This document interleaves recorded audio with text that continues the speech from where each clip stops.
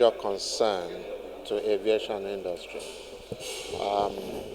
Fuel crashes in Nigeria has been linked to fuel contamination, including the Nigerian police force helicopter that crashed in Jos, and a safety recommendation was issued to Civil Aviation Authority at the time in 2017. So it's something we've been doing something about. But today, what has raised this awareness and serious concern, and why all the stakeholders are converging today, is because of the recent occurrence of Max Air, where almost a drum of water was detected from a fuel tank. And that gives us a very, very serious concern. In my 34 years of in this business, I've never seen such occurrence. So, and what we're trying to do is to look beyond the entire ecosystem, the value chain. We're not ruling anything out. We're even suspecting sabotage. But for everybody to be on the same page, this is why all the stakeholders, all the members of the value chain system are invited today to brainstorm and ensure that this will never happen again. And also the Civil Aviation Authority behind this is to show the airlines and all the service providers what they need to do, and to remind everybody of their responsibilities, because the airline has a responsibility, the fuel supplier has a responsibility, so is everybody in this business.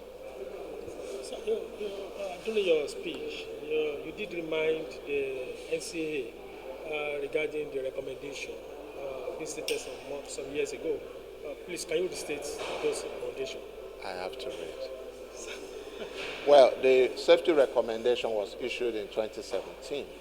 That came about from a helicopter crash that happened in Jos. Unfortunately, we lost all the souls on board, and fuel contamination was one of the major concerns.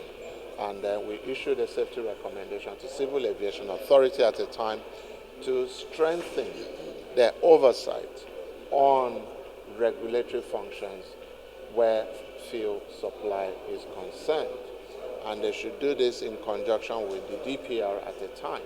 Because when you look at the value chain, yeah, DPR may be the regulator for oil and gas as at that time, but when it comes to aviation fuel, from the time that fuel gets to the airport to the time it's being supplied to an aircraft, it is the Civil Aviation Authority's concern. They should regulate that. They should ensure the depot are certified. And from time to time they conduct tests. They should ensure the truck that move the fuel are, well up to standards. And from time to time checks are being conducted. And then the airlines that will receive this fuel, shortly before that fuel will be dispensed to any aircraft, water tests, contamination tests are meant to be carried out. So this is what NCA is doing today, to remind every player of their responsibility in this business. Sir, will there be sanctions? Because, of course, we don't really have that people that are corporate have been apprehended or maybe held out the road. Well, as of today, investigation is ongoing.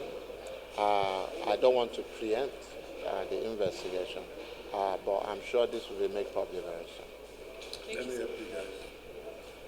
Investigation, not to eliminate or rule out any possibility, because in NSIB, when we are investigating, we don't rule out anything. We go all out and we look at everything.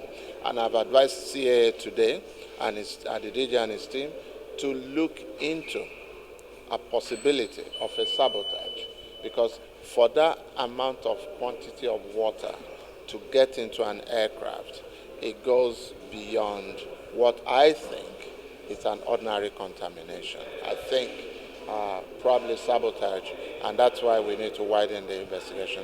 Thank you very much.